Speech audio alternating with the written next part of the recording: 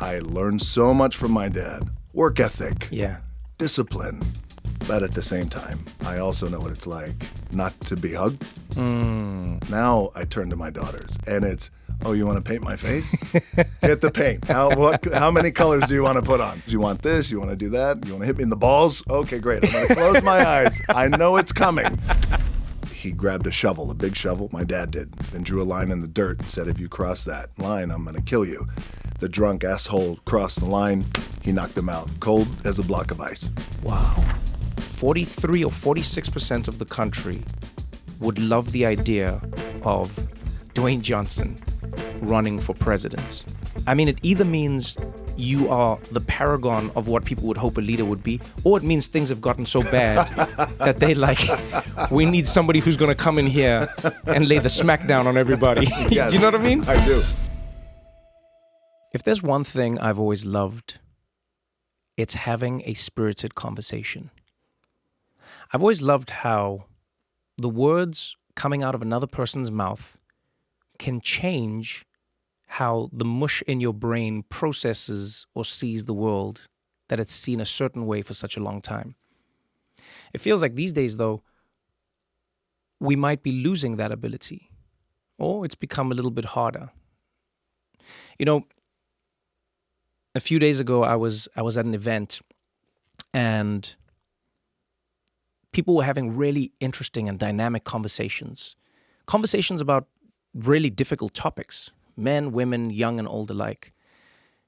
And every few minutes, somebody would start their opinion with the phrase, now, I would never say this in public, but, or I would never say this if I was being recorded, but.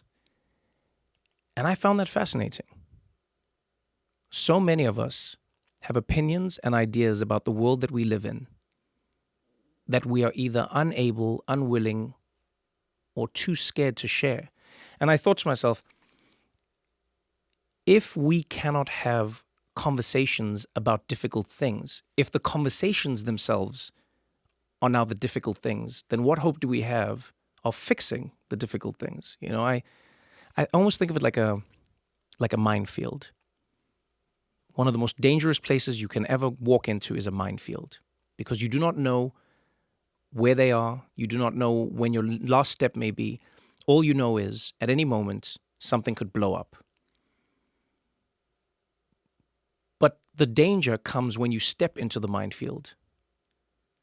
Imagine if discussing how to navigate the minefield was as dangerous as the minefield itself. That's what I feel like we're living in now. And so, in this podcast, on this episode, and with every single episode that follows, I hope to get into those conversations. Let's chat about the things that make us uncomfortable. Let's chat to the people who make us uncomfortable. Let's come to consensus. Let's walk away still fighting but understanding each other a little bit more. But most importantly, let's have the conversation.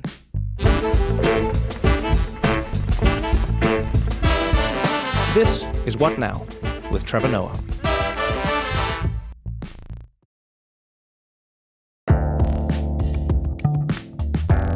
When talking about conversations, I can't help but think of all the people I have conversations with. You know, the team I'm working with on this podcast, the team I worked with at the Daily Show, you know, Cristiano, when we were there. I remember, and I still have this with most of my friends, I remember a world where friends did not agree. I remember a world where married couples did not vote the same. Like now, it feels like people aren't allowed to be friends with somebody, or won't allow themselves to be friends with somebody who doesn't agree on even one topic, just one topic, literally one thing that you might disagree on. And that's the end now. It's like, nope, we cannot be friends. Whereas before, you would say, we are friends, but God, I hope they don't bring up that thing because they know we're going to punch each other. Where I'd be like, I trust you and I love you, but your opinions on football, trash, absolute trash. You know nothing about the game. Don't speak. I'm going to fight with you. And we'd laugh about this, you know? Let me ask you this. And I mean, I know this because I argue with you and you're my friend, but in your just completely private, non-professional connected life, do you have friends that you don't agree with? Oh, none of my friends agree with me. My husband doesn't even agree. But because I'm an extremist. But that's like the position I like to occupy. But the people in my circle, I know at their core, they're good. And I think the issue that we have now is that people think a bad politic or a politic that is different from your own means that the other person is a bad person, which I don't think is true. Say more about that. What do you mean by that? If you dig Because deeper. I know people who on paper have like great politics or what's considered acceptable or progressive politics right now, but in praxis, in real life, they're like shitty people. Like I speak all the time. I used to go to like these dinner parties in Brooklyn, and all of these like progressive men, right, vote in the right way and are very feminist.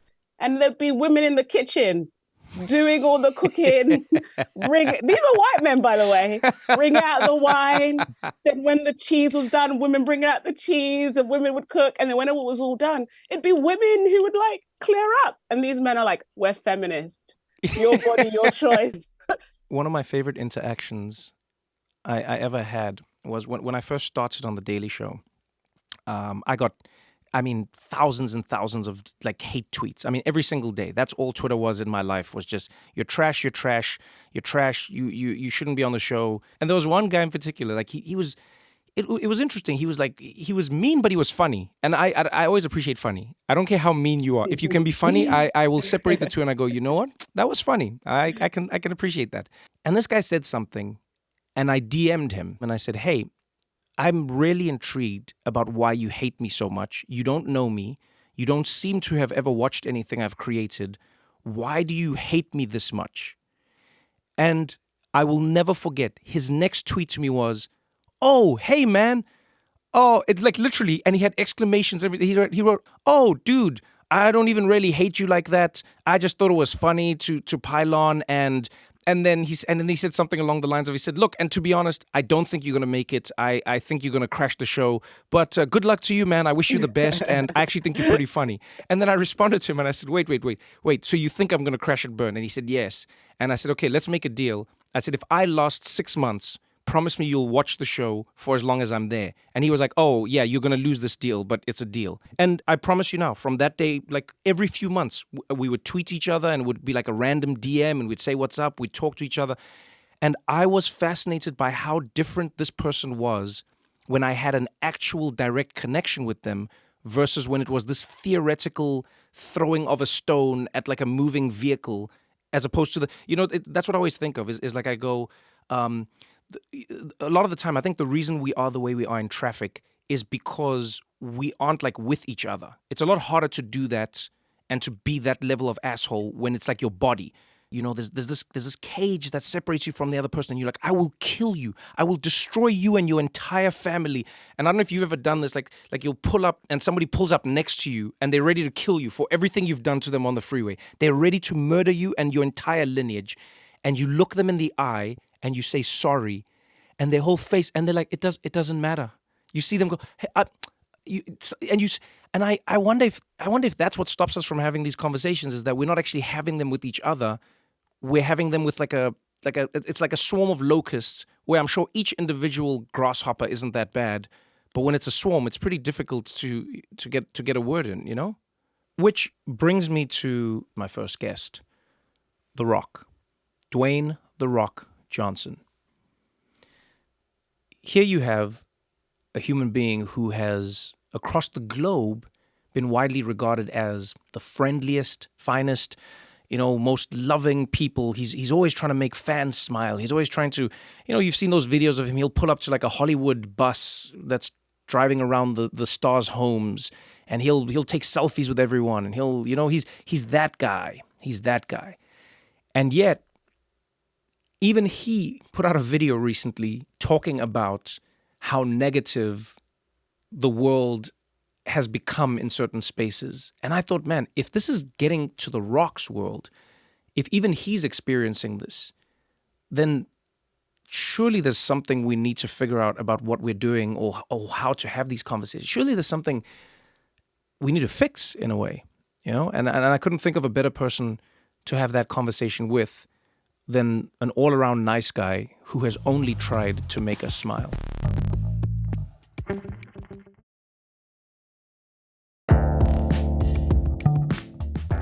He's walking in now, people. The man, the myth, the legend, Christiana. I will catch up with you after this, but say what's up to The Rock. Hey guys, Christiana. What's going on, sir? How are you, my brother? Thank you for being here. Good to see you. Thank you for having me. Take a seat. Take a seat. All right. Welcome. Here we are. Congratulations, man, on your first show. This is a big deal. No, Thank congratulations on getting The Rock. That's what you should congratulate me for. Congratulations on getting The Rock. You are. Everyone says to people, "Oh, you're the hardest working. You do so much." I will put money on it. You are the hardest working person that I know in the industry right now. You are doing everything. You are everywhere. You are like, where did you come from right now? The gym. You see, what time do you start? 5 a.m.? Are you one of those? Am I one of those? Yeah. I like to get up early. I like to get up early, and that way, hopefully, I could get up before the babies get up. Okay. And then I could get the workout part out of the way. I feel like I saw a video of you celebrating your mom's birthday. 75th. Congratulations to your mom. Thank you very much. I feel like your mom has always been, like your hero in many ways. You know, I've read many of the things you've talked about her and many of the things you've said about her.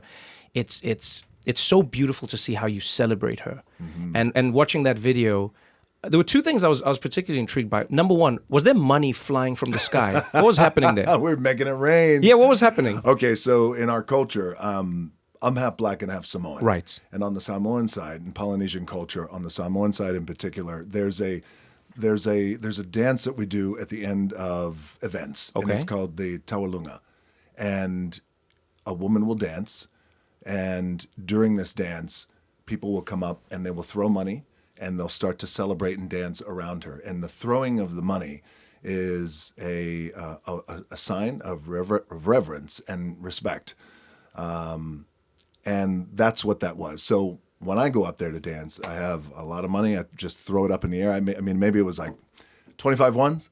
That is so. I always talk to my friends. I'm from South Africa. Yes. And I'll always talk to my friends about how wildly crazy cultural norms can be when you move from one space to another. That's right. When I travel the world, in some cultures, it is disrespectful to leave a plate empty after eating a meal. You leave a little bit to show that the person gave you enough. That's right. In some cultures, if you don't finish what's on the plate, that's a problem. You've disrespected them. That's right. I can tell you now, in many cultures, if you threw ones at your mom, well, you contextually. No, right? That's what I'm saying. I'm saying it's a beautiful thing to see where you're like, wow, the world is really an interesting place. I also loved seeing you dancing there. Because I grew up in South Africa, I grew up watching rugby. Because I grew up watching rugby, I've always loved Samoans. Yes. I've always loved, just like everyone from that area. You always like Samoans in particular were always what I consider the pinnacle of like the Superman. Yes. And it was men who were wearing these, sometimes it was like I don't know what it's made out of, but it looks like a reed dress sometimes. It's like called a lava lava. Lava lava, yes. yeah. And you'd see, and forms of like the haka, or I love seeing you doing that because I think of the history of how we have seen certain cultures and what we've defined as cool and what we've defined as acceptable. Have you always thought Samoan culture is cool? Or did you also have that period as a kid where you were like, man, I can't believe I'm part of this, and then you found it again, as most people do? Yeah, that's a great question. And to be honest with you, brother, at a very early age, from my mom and my dad, it was always, what you are is perfect. And what you are is cool. Black culture, Samoan culture. Yes, we come from a world of pro wrestling. And at that time, Trevor, if you think about it, pro wrestling was nowhere near the global juggernaut that it is today. Yeah. And it was a very small subculture. So be proud of everything that you are. So out of the gates, it was always be proud. Huh. I loved it, man. I loved watching it. I loved seeing you there. I loved you celebrating it. No, because also, when I travel and I'll do shows in and around the islands, all the Pacific Islands, it's so beautiful to see what you've inspired. Sure. It's so beautiful to be the pinnacle or in many ways, the icon that people look to. They go, where am I from? Oh, I'll tell you where I'm from. You know where The Rock is from? That's exactly where I'm from. That's what you do. That's Dude, what you do. It's a cool thing. And I got to tell you, as you go down the road of life a little bit more, you start to realize just how special culture is, how special all of our culture is. I've been lucky enough like you to go around the world and see and visit all these people from different cultures. But that moment when we're able to celebrate, say, for example, my mom on her birthday, what's really cool about that is generally every year there are a handful of people who will come and who will visit and be part of her birthday who are new to the family or new to our circle. And when that moment happens, every single time you could turn around and the ones who are experiencing that for the first time, that tawalunga, where it's my mom, and she's beautiful. She's such a beautiful dancer, graceful. You see it in the video, You really see it.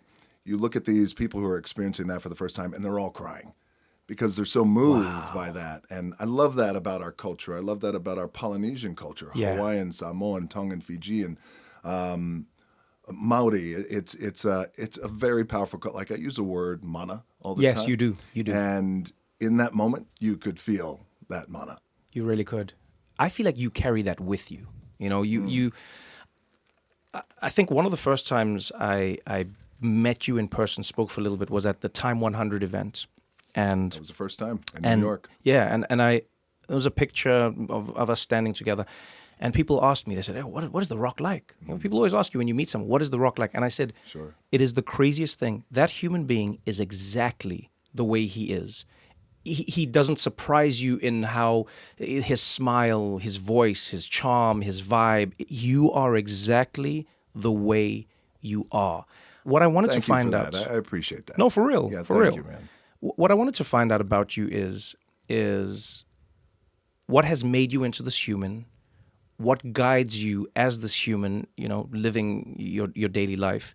And the reason I think you're a particularly interesting person to speak to about this is because you have come to embody so much of the goodness that people want in their worlds, you know, whether it's how they work out, whether it's how they see themselves with mixed identities, you know, as an American, but proudly as a Samoan, but proudly as a black person as well. You know, you're in this mixed world, and it's like, hey, you can celebrate all of this. Yeah. So let's talk a little bit about the formative years of The Rock. Before The Rock, Dwayne Johnson. You talk about being in this world of pro wrestling. It seems like it was far from pro back then. Right. Right. Your dad didn't want you to get into the sport. You had this yearning to become a part of this world. What do you think that was? The yearning part of it? Why did you want to be part of wrestling? What was it about wrestling in particular? Well, a few things. I think because I grew up in it. And not only did I grow up in it, but man, I loved it. I loved wrestling. I love the antics of it. I love the characters of it. And especially at that time, you know, when you grew up in the 80s, wrestling back then, late 70s, 80s, was a whole different, I think, unique experience in that a lot of people bought into it and they felt like it was real. And they'd have these local stars every week and they'd be on their television sets, just their local TVs, and they would talk down the lens about what they're going to do to their opponent this Saturday night at whatever little arena they're wrestling in. I loved all that. And I had a front row seat watching my dad and my grandfather and everybody in my family live their passions. And it's what I believe we're all born to do. Wow. And so I think the yearning of it, it started to happen for me when, to be honest, when we were evicted out of Hawaii. So we were living in a little apartment. We were evicted when I was 13 or 14 years old. And I remember in that moment, I never wanted to feel that again. I was with my mom and we came home and there was a padlock or there was a notice. So you have a week to get out. And that was it. And that was it. And I remember just her and I, and she was standing there. She was crying. She didn't know what to do. And my dad was wrestling in Tennessee at that time. And I remember then thinking, I never want to experience this again. And what can I do to change it? What can I do? Like, what can I do with my own two hands? Now I'm 14. So I can't do shit. Right. That's a tough place to be in as a 14-year-old. As a 14-year-old, right? So I remember at that time thinking, well, all the heroes in my life are these guys. They're these guys they're big, they're strong, they're pro wrestlers. I bet you if I built my body and if I went to the gym, then I could change this scenario. So from that moment, I think, that defining moment, now years later, I fell in love with the game of football. Right. I love playing football. My goals shifted to, well, maybe I got a shot to go to the NFL. I was at University of Miami, Great school. We were national champions, played for it on 2 other occasions. I mean, we were balling back then. Those Hurricanes back then, dude. I think you were in Johannesburg at that time. Yeah, yeah. That's way back, yeah. In the 90s. But we were really balling. So I shifted my goals. And then when that didn't happen with the NFL, I took it as a sign. And I remember thinking, I need to close this chapter in my life, really listen to my gut. Mm-hmm. And I want to turn my attention to something I think I'm going to be so passionate about, and I think I was born to do. One of the things I find fascinating about you as a person is how you engage, how you choose to engage with internal doubts and external doubts, which I think as humans we face. I saw a video of yours on Instagram. You're in the gym, and you were answering a question. Mm-hmm. And it was a great question, someone saying to you, how do you deal with the criticism, and how do you filter the criticism that you receive in your life? That's right. What I was intrigued by was who the criticism came to, and I'll tell you why. I'll tell you why. You are somebody who has, for a very long time, created content that aims to entertain, uplift, in some way inspire you. You've done that. We've seen you, whether it's your music, whether it's, it's like you like making people feel good. You like bringing that light into the world. I really do. Yeah. Yeah.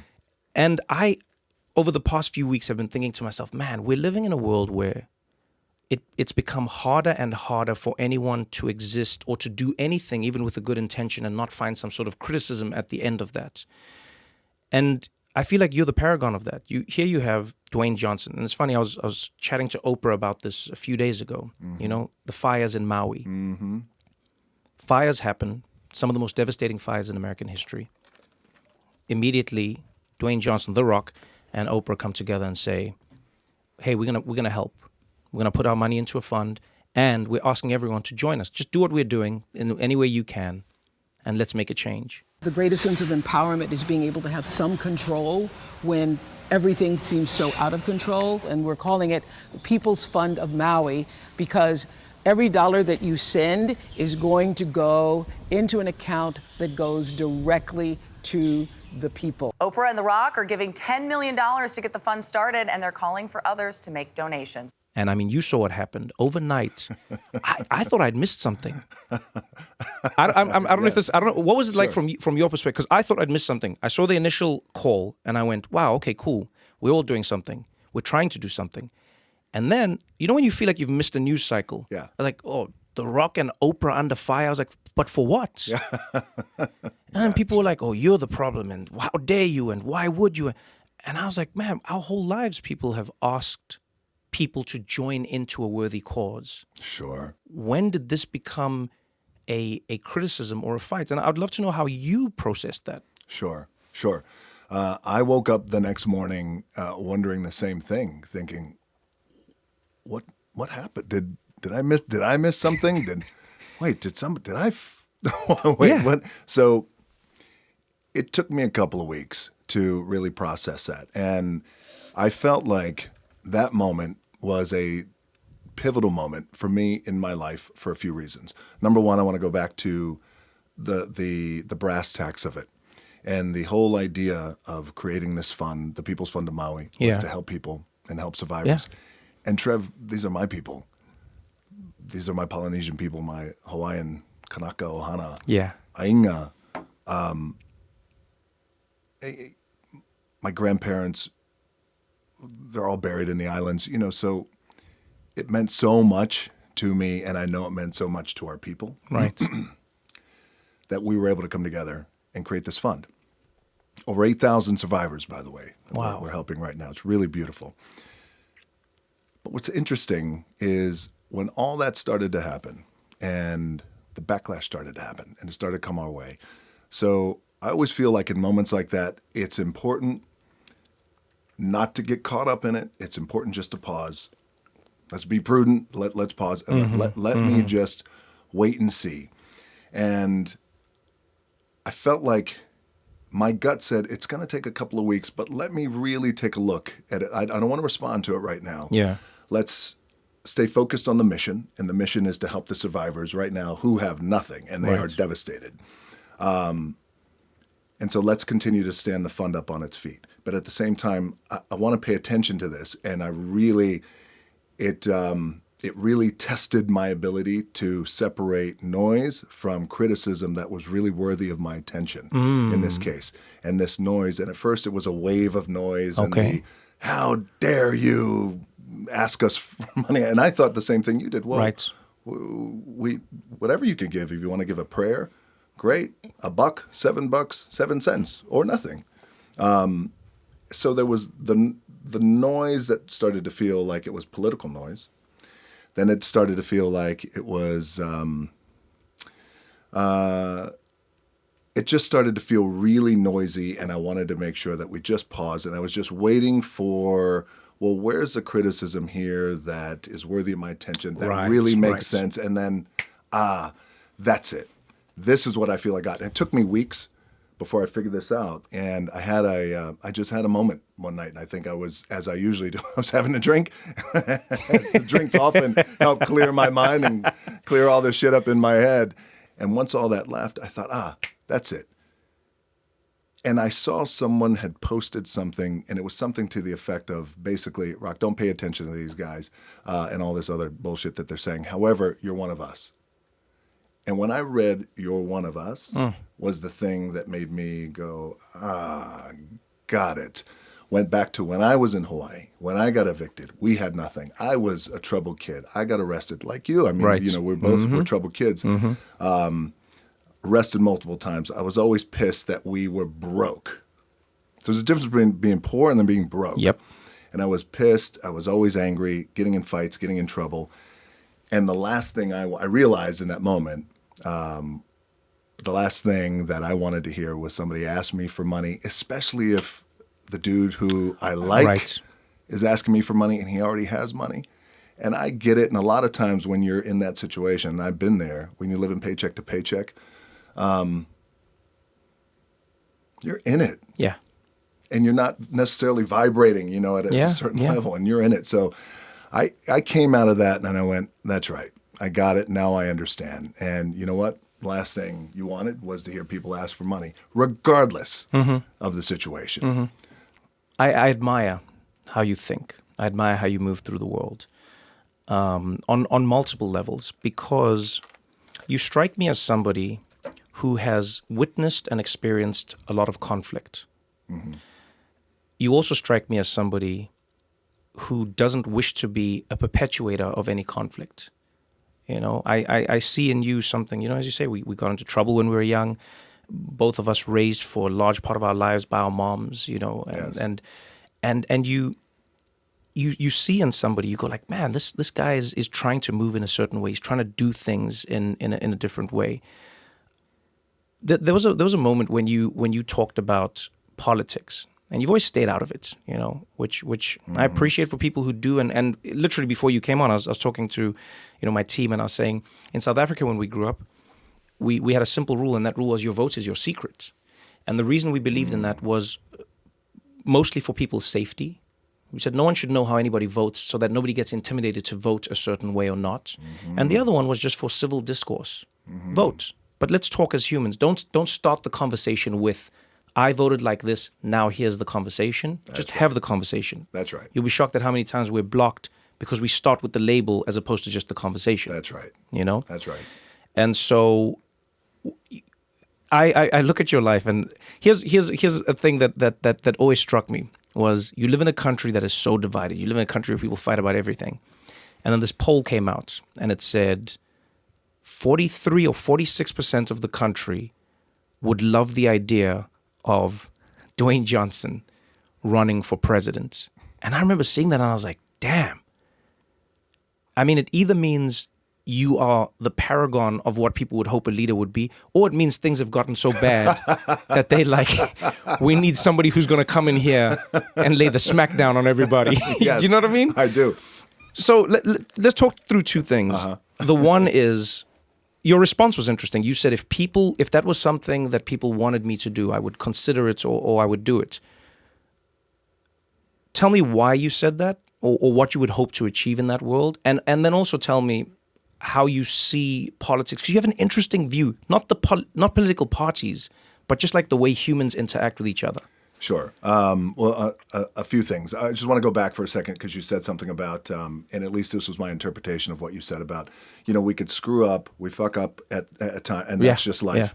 But we learn from it, and I try not to make those mistakes again. Yeah. But I also do my best these days, Trev, and this has taken years, by the way, to not let ego, judgment, or early anticipation shape my ability to receive what is happening. Whew. Okay? That's not easy. No, man. It's not not easy. easy. And so many times in the past, it has stifled either my growth or my ability to see something and go, you know what? I never looked at it like that. Thank you for bringing that up. It's going to help shape me as I walk forward. So, and I just wanted to touch on that because I think it's important. And I know the majority of people out there, we want to be better. I do. Yeah, I agree. Right? We want to be better. We want to be good. We want to be good. We want to learn from our mistakes. So that was an interesting poll that happened, and I was really moved by that, and I was really blown away, and I was really honored. I was. I'll share this a little bit with you. At the beginning of the year, at the end of the year, rather, in 2022, I got a visit from the parties asking me if I was going to run and if I could run. Wow. And it was a big deal, and it came out of the blue. Wow. And it was one after the other. And they brought up that poll. They also brought up their own deep dive research and data that would prove, should I ever decide to go down that road, You would be a real contender. Yeah, and it was all very surreal because that's never been my goal. My goal has never been to be in politics. As a matter of fact, there's a lot about politics that I hate. Yeah, I know this about you, yeah. So I was moved by that, and the reason why I had given that response, if that's truly what the people want, then of course I will consider it. And after that response, that's when the parties came. But then I really had to double down on this idea, and this is the truth, which is, well, I got little ones. And I have 3 daughters. Right. Right. I have a lot of estrogen in my house, and I love it. But I have a 22-year-old daughter, and I have a 7, and I have a 5. Yeah. And the 22-year-old daughter, Simone, I like to say, man, we grew up together. But I also know what it's like to be in a occupation that took me away. And I was, as a pro wrestler, full-time, wrestling 230 dates a year for years as she came into the world. So I know what it's like to have that separation and not be there for the birthdays, not be there for the pickups, the drop-offs, and everything else. And I didn't want that. I don't want that for my little ones now. Right. And so that was one of my primary discussions with the parties, who ultimately were like, yeah, but the other ones have done it like this. But so with the response, I responded in that way. I thought it was important. And I do feel that way, by the way. If that's ultimately what the people would want, then of course I would consider it. Wow. The people's champ. I love the way your face lights up when you speak about your daughters. It happens every time. You can't control it. If I was playing a game of poker with you, I'd try and put a picture of your daughters on the card because I would know which card you have when. That's right. I think what I appreciate most about it is that I think you have, in many major ways, changed the way people perceive what it means to be a dad. And I think it's beautiful. For so long, a dad was considered a strong man, didn't cry, and you stiff upper lip. Come on, shut up, kids. Come on, keep it moving. Yeah. And then here comes what many would consider, the definition of manhood. And you have your little girls painting your face, painting your nails. Yeah, man. You're wearing tutus, playing with them. You are fully in their world. You are a proud girl dad, and you are raising these girls into women, and you see it in your eyes. How do you think they've shaped your perception of masculinity? How do you think they've shaped how you want to be a man, and what are you consciously trying to think of for their perception of men as they grow up? Well, you just said it. I mean, that's it. Let's start with the last thing you said because it's the anchoring thing, Trev. It is, I am their model of what a man will be. I'm their first man in their life. So I take that with all the DNA that I got in my body, and I take that not only so serious, but I want to be that example for them. Now, let me just take you back for a second. The man who raised me, who was my dad, Rocky Johnson. Right. His dad died when he was 13. The holidays that came up after his dad's death, a new boyfriend was in the picture. Boyfriend gets drunk, pisses on the turkey. My dad's 13. He grabbed a shovel, a big shovel, my dad did, and drew a line in the dirt and said, if you cross that line, I'm going to kill you. The drunk asshole crossed the line. He knocked him out, cold as a block of ice. Your dad knocked him out? My dad knocked him out with a shovel and tried to kill him. Wow. 13. They're dirt poor. They live in Amherst, at Nova Scotia. The cops come, and the cops say, well, he's still unconscious, but he's not dead. When he wakes up, one of two things is going to happen. He's going to kill your son, or your son is going to kill him. So the cops' recommendation to my dad's mom was, one of them has to go. You know where I'm going with this now. Jeez. She looked at her son, my dad, his name was Wade, and said, you have to go. So 13, he's out on the streets. Now, the reason why I tell you that story is that's my dad's capacity for love. 13. You're gone. So that's the man that raised me. So that's the stiff upper lip. Right. Come on, work through it. You'll be good. Right. Get up. I'm getting up. You're getting up. We're going to the gym. I'm 5. I can't go to the gym. You're going to the gym. You sit in the corner. You watch. And that was how I grew up. You're coming with me to the wrestling matches. It was always rough. It was tough. But that's his version of love. Okay, so now years later, when I have the blessing to become a dad, and to these 3 beautiful daughters, man, I learned so much from my dad on work ethic, discipline, respect is given when it's earned. Be proud of who you are. Be proud of your skin color and what makes you up, your DNA. But at the same time, I also know what it's like not to be hugged and not to be kissed on the cheek. And so in learning of that, now I turn to my daughters and it's, oh, you want to paint my face? Get the paint. How many colors do you want to put on? What do you want to paint my nails? You want this? You want to do that? You want to hit me in the balls? Okay, great. I'm going to close my eyes. I know it's coming. It's that game. Close your eyes, Daddy. Okay, here we go. Oh, man. So, yeah, man. I mean, I love and appreciate my old man. We had a complicated relationship, but my daughters helped shape me being a man. My dad helped shape me being a man, but also being a father on what to do and, you know, the stuff that I missed and that I want to give to my little girls.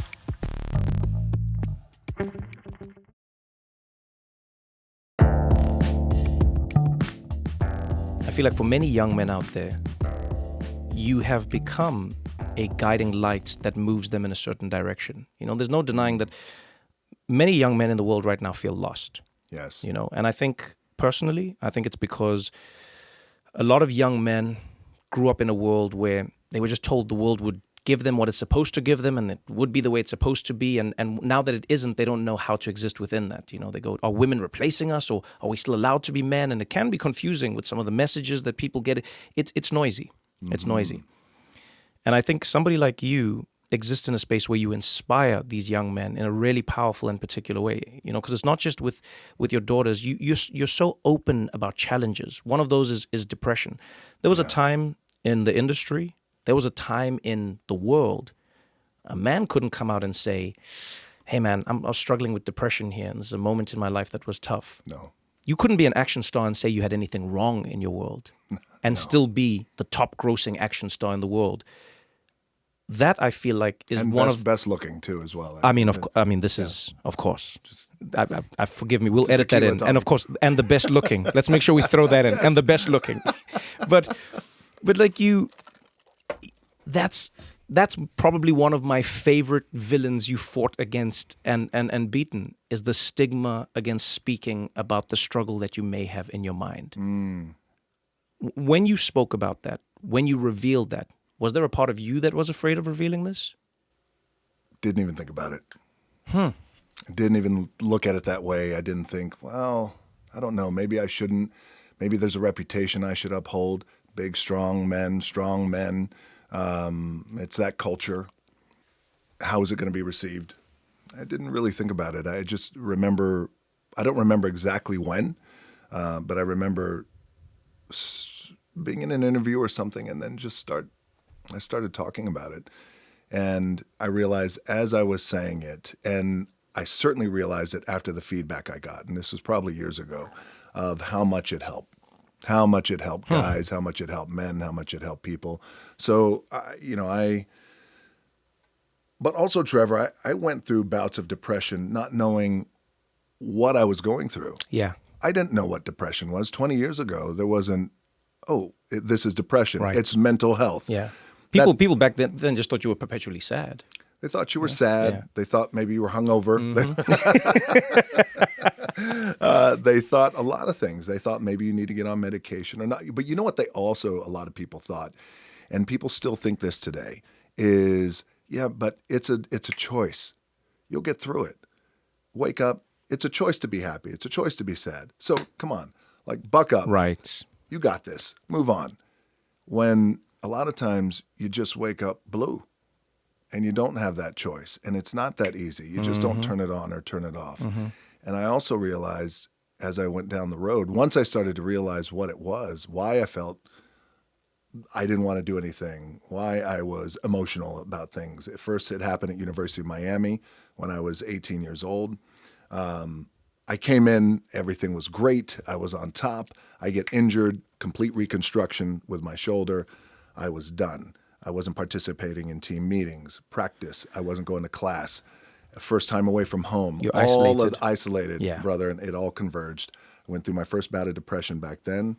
Also, back when I had $7 in my pocket, and then when I got a divorce, and so on and so on and so on. And then once I started to realize what it was, I started to not only did it help me realize what it was, but then realize the power of talking about it and how important that is.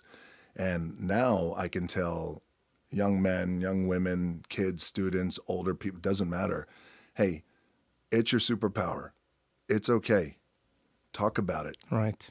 Be open. If you're feeling blue, if you're feeling fucked up, if you don't have the answers, even if you don't know why, because a lot of times, sure, there's a thing that this thing happened, therefore I'm depressed. But a lot of times people just wake up and the skies are gray. Yep. And you don't know what to do. And one of the most powerful things you can do is, number one, know you're not alone. Know that if you're experiencing it, there's a lot of other people out there experiencing it too, and talk about it. I appreciate that. I really do. What do you do when that happens? I'm curious. So what I try and do is I track I track the when and the why. Are you open about talking about yeah. So for instance, were you always that way though, or did it? No, because I didn't understand. Yeah. You know. So before I was diagnosed with ADHD, I didn't even know what was happening. I thought I struggled with depression. I didn't know until I read about it and really, spent some time with some great people, therapists and just experts in the field. I didn't even know that depression was just a symptom. It was a byproduct of ADHD. I actually don't suffer from depression. I thought I did. So I speak about it all the time because one, you get rid of the stigma, but two, you start to understand. I think there's something cool about understanding things. There's something really nice in knowing how it works. And so for myself, what I do now is I will just do a check-in of what's happening behind everything. If I wake up feeling blue, I just ask myself simple questions. How long did I sleep for? What did I eat last night? Do I have something big coming up? Did I not finish a conversation yesterday? I just try and check. I don't get the answer. Yes. I just ask questions. Right. And then I'll do it again. I'll be like, man, I don't feel like doing anything today. I'll be like, okay, well what are you doing? Do you even are there days when you want to do it? And if it's yes, what's different today? And I find if you just check in with yourself and almost you like I know now as Trevor, if I haven't slept, then my motivation isn't where it needs to be. Yes. If I eat late, my sleep isn't good, and that affects me as well. If I'm not around my people, my community, if I don't recharge, That's something that's always going to affect me. And so I try and check in. I want to go back to what you said, though, about, divorce. Again, I would love to understand how you did this and what you can teach us about your experience. Many people will experience divorce. Again, it's something that's shrouded in shame. Nobody wants to happen. They stay in marriages forever, even when they can't or shouldn't. You got divorced, but your divorce is really unique in that your ex-wife is My business partner. your business partner. Yes. Your ex-wife is the person who's helped you turn the rock from an individual into an idea that spans the globe. Dwayne Johnson is everything from tequila to, workout apparel with Under Armour to wrestling and movies and music and Sexiest man alive. Oh. Sexiest Men Alive, of course. We'll throw more of these in. I apologize. Sexiest Men Alive. But I'd love to know on a relationship level, how are you able to be in a divorce with somebody? And I ask this for everyone who's in any relationship, and then still find a way to love and respect them enough to move forward. Because I'm sure the divorce was hard. Yes. What did you learn that enabled you to work with your ex-wife to achieve everything that you've done and still do today? I learned exactly that, what you just said, that we can still make it all happen. We just have to be unattached to how we get there. And let's also be unattached to what the original goal was. Now, the original goal wasn't divorce, and divorce was fucking hard, man. And especially at that age for me, I was getting a divorce. I transitioned out of wrestling. And when I left wrestling, I was on top. I was very lucky and fortunate. I was on top main event, and I thought, but I want to expand, I want to grow, and I want to bring wrestling with me. And then I thought, God, is this the biggest mistake I've ever made in my life?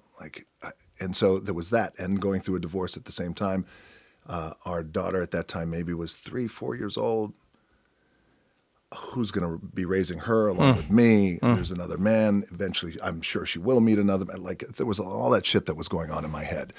What I realized was, with Danny, my ex-wife, who is now my business partner, we're great friends, and is a force unto herself. She really is. She really is extremely proud of everything that she's accomplished. We realized early, once we kind of got through okay, we're going to get a divorce. This is real. This is happening. It's not what we signed up for. Is there a version of this as we move forward where we started to build this business together? Can we continue to build this business together? Is that possible? Are we fucking crazy? And the thought was, well, let's look at the dynamic here. We have a beautiful daughter. We have an opportunity now to show her a way, post something not working out, post a relationship and marriage not working out, but being an example for her of how you can work through something and resolve something. And on the other side of it, it may not be originally what you signed up for, but who knows? It could be better. And so we realized that, and then we went to work. And when I say we went to work, it is bringing in the experts. Right. Who can help us. And I'm not talking about lawyers. We kept them off to the side. And we figured all that on our own. That's beautiful, man. We figured it all out on our own, and then we went to them. But we brought in the experts, the relationship experts, who are going to help us through this thing. And we wound up doing it. It took a lot of work and a lot of grinding, because you start to unpack a lot of stuff, and you start to realize a lot of stuff about yourself, about your partner, about the relationship, about how you see the world, how you see everything, how you see love, how you think you're pretty good at relationships, but actually you're not. You got a lot to learn. So that's what we did. And it wound up being a great decision. I'm so happy for you. I got a question for you, though. Yeah. So there's a moment I feel like it happens in all of our lives where it's that seminal, defining moment where you go, this is why I was born. This thing right now. Now I'm talking specifically about a passion and a thing. So tell me a little bit. I heard this story, but I want to confirm it with you because I think it's phenomenal, and I have something very similar, which bonds us here. So you went to a show, and I'm assuming you were in Joburg. Yeah. And you were there, one of your buddies got up and he started performing, and it might have been open mic or something like that. I don't know. Yeah. And he didn't do that well. Right. He might still be your buddy, so I don't want to say he sucks because he might be listening right now. But he didn't do that well. And another one of your buddies looked at you and was like, "Hey, man, Right. you're funny. Why don't you get up there?" And you got up there. So it was actually messier than that. But yeah, carry on. Okay. And you got up there. I can't wait to hear the messy version then. But you got up there and you moved the crowd. Yeah. And there was something about that moment that made you go, there could be something here, right? Tapped into a light and a voice behind your rib cage. Right. Tell me about that. So what actually happened was stand-up comedy wasn't a thing in South Africa before democracy because free speech was illegal. So you start with that. So the only people who could do stand-up comedy were people who didn't say anything about the government and they were white. Anyone of any color couldn't do stand-up. So you have this burgeoning industry that pops off. This world that's never existed. In many ways, it was like the wrestling that your dad was a part of and what you started in. That's right. It's this ragtag affair of, where everyone knew everyone. Yes. You just find a space, you make it happen, you try to get the locals to pop in, and this is it. You don't know how it's going to go. You don't know what it's going to be. You're just begging anyone with a venue to allow you to put on this motley crew of ideas. Yes. But it's going to be real. Yeah, but I didn't know about stand-up comedy as a concept. That's how new it was in South Africa. I was living with my cousin and best friend at the time, and they said to me one day, "Hey, we're going to go to a stand-up comedy show." I was like, what is that even? They were like, "Oh, we're going to go to the show. Come join us." I was like, "All right, we roll. We go everywhere together." Yeah. I get to this place. It's actually a bar, little corner spot in the middle of downtown Johannesburg, a place called Newtown. And we're sitting there, and some guy climbs onto stage, and it was so ragtag that he had to climb through a window to get onto the stage. It's like a little window on the side. There's no it's not a real stage. Climbs onto this little platform, holds the mic, starts speaking. People start laughing. He does his thing. A comedian named Gidiboni Mlaudzi, great guy, and he's on stage.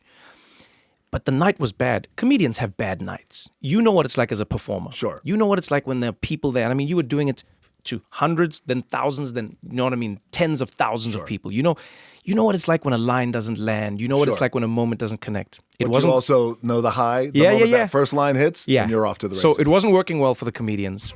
My cousin gets drunk. He says, he starts heckling and he's like, "Boo, this is terrible." Because it's so small, everybody knows each other. The guy from stage goes, he's like, "Mlu, shut up, man. What? You know how hard we're working." He's like, "You guys suck." So he says, "Why don't you come on stage and try it?" And my cousin goes, "Well, I don't know if I could do that, but Trevor can." I'm sober. Now I'm like, I've just been thrust into this mix. I go, "Hey, I know nothing about this. I have no beef with anybody. I don't want to." The comedian turns to me and he goes, "Oh, you think you're so big? Why don't you come on stage?" I said, "I've said nothing. And then he like coaxed me. Now it's pride. Now I'm like, all right, let's do it because of the friends. Yes. I get on stage, and I remember I literally didn't know what to do, and I turned to my friends. I was like, what am I gonna say? And he said, "Just tell them that story about the Nigerian guy fixing your VCR machine. Just tell them that story." I was like, okay, and I got on stage, and I told that story. And people were howling. People were crying, laughing.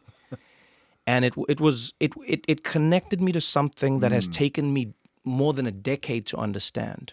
And it's that I grew up in a household and in a country and in a society with so much violence and so much pain that I have loved and yearned and enjoyed for nothing more than to make people feel good. Do you know what I'm saying? Amen. Like when people come to a show and you've seen what it's like, man, people will tell you stories. My dad had cancer and the only thing we connected around was this show. My family was going through this tough time and we loved this show. There's a powerful thing that you can do in giving to another the joy that you may not even have in that moment. Yes. And so that's something that I've always found for myself. And that's what we were doing your moves in the gym at school. We had detention. And we had this like giant room where you would just get locked in and it was like, that's your detention. It was like a gym, really, but it was a massive gym. And we would put out all these mats and we'd be like, all right, we're practicing the Rock's moves. Let's go.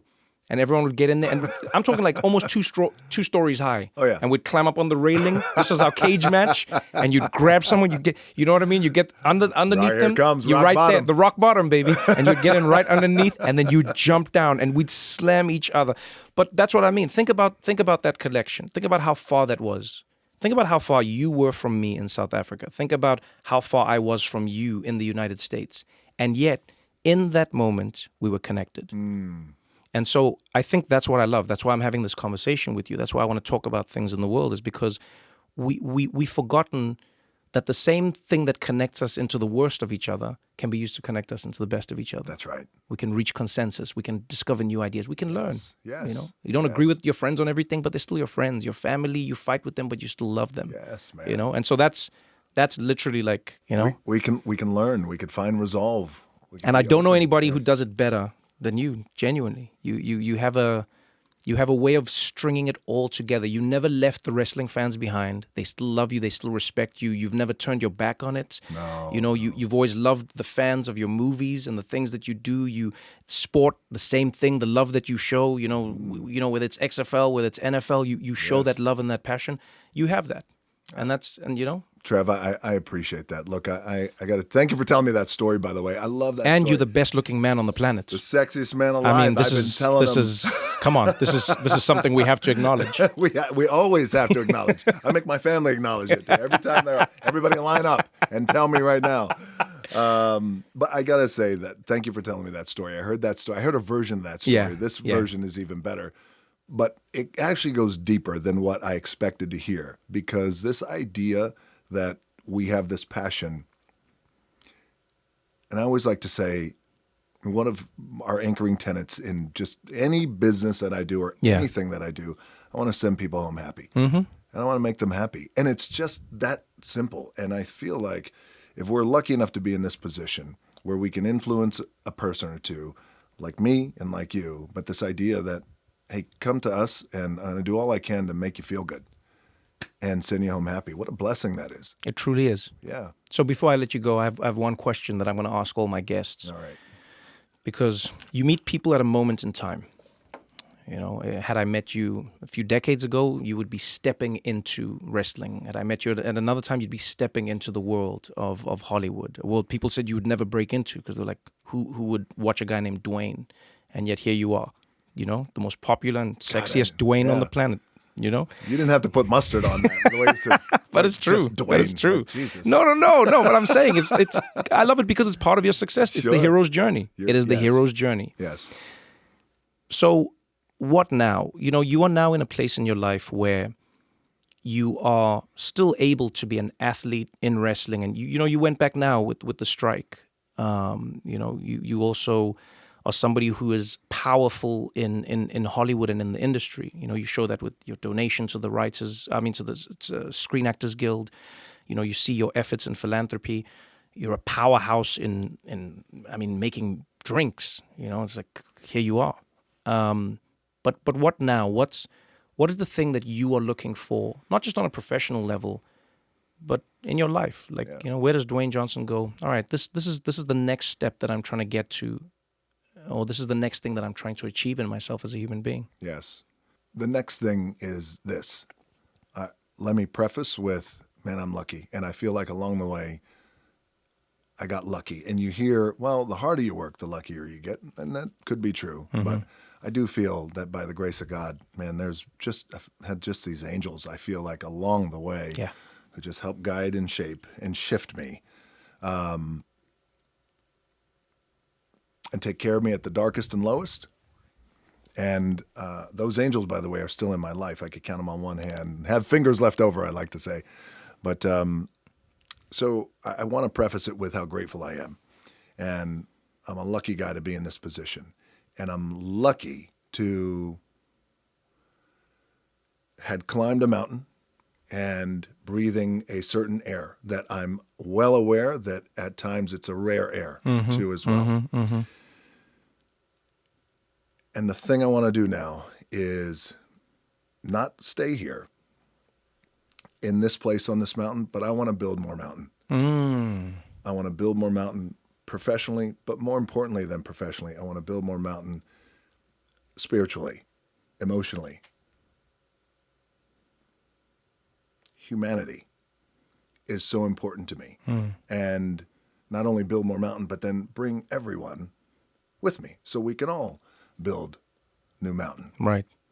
So it's all about building New Mountain for me. And in that is the, and again, we could distill this down into a lot of different places, but I know what you mean. You know what I'm saying? Yeah, It's build New Mountain. It's growing. It's being open. And especially now when there is so much noise. There's so much toxicity. Yeah. There's so much bullshit that everybody is dealing with from the moment you wake up, Yes. the moment you go to bed, you open your phone, turn the TV on, listen to the radio. There's so much toxicity and noise. But man, there's also so much good stuff out there too as well. So build New Mountain. I love that. Build New Mountain.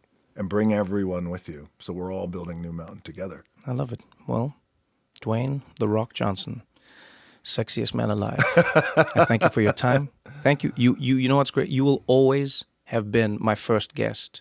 You know what I love about the full circle of things? I'll leave you with this. Tell me. The first guest I had on The Daily Show was Kevin Hart. Wow. And the reason I always appreciate the firsts is because the firsts have to do something that most people are afraid to do, and that is trust in what they don't know. You come here, you don't know how this could go, you don't know how this would, and I honestly appreciate that from you as a human being. I remember what happened with Kevin on The Daily Show. No one would be my first guest. People were terrified. They're like, who is this guy? We don't know what he is. We don't know what he stands for. South Africa, what is that even? Where is that? What part of Africa? The South, we put in the name for a reason, but people did not care. They were like, we can't come.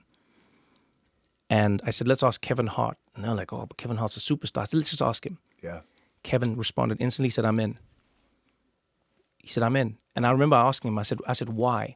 And Kevin said, because I remember what it was like to be the person that nobody wanted to give a shot. I remember what it was like to be at the bottom of this ladder. And he said, and if I can, it's funny you say that, and I see why you guys get along so much. He said, if I can be a part of building your ladder, sign me up. And so I'm glad that I now have what I consider one of the best pairings as both of my firsts. Thank you so much, brother. Well, thank you, brother, for having me on. And congratulations on not only an incredible career, but also a groundbreaking one, too. I appreciate that, man. Thank you so much. Thank you, brother. All right, let's get you to the next $1 billion. I cost you some money here. I'll owe you 7.